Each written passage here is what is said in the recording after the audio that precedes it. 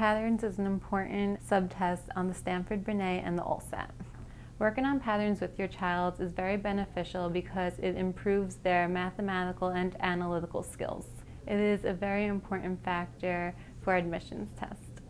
Many children struggle with patterns, however, that doesn't mean that it can't be a fun activity for them to do.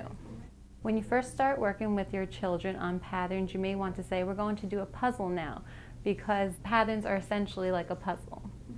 One of the first things that you should do when preparing your child for patterns is to make sure that they have a strong foundation for colors and shapes and numbers, because if they don't, this may hinder them in the test-taking process. The best strategy for teaching children patterns is to have them vocalize it. So when they're looking at a shape, you should have them say, oh, that's a circle, that's a square. Have them actually say it out loud. When they say each shape out loud, it makes it easier for them to go to the next shape or color.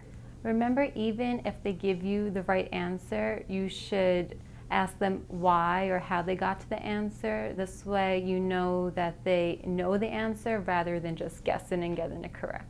If your child struggles, the first thing that you should do is give them manipulatives to work with, such as these sorters, and it just gives your child something to visualize, and it makes it much easier for them. You should definitely have your children start to make patterns on their own with these manipulatives, and once they are able to make the patterns on their own, then you will know at that point that the concept has been grasped.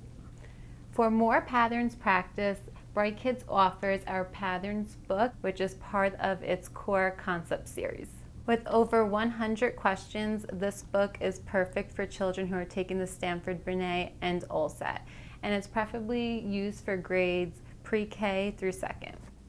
If you're interested in working with me or any of the other Bright Kids tutors, please feel free to call our office or email us at info@brightkidsnyc.com.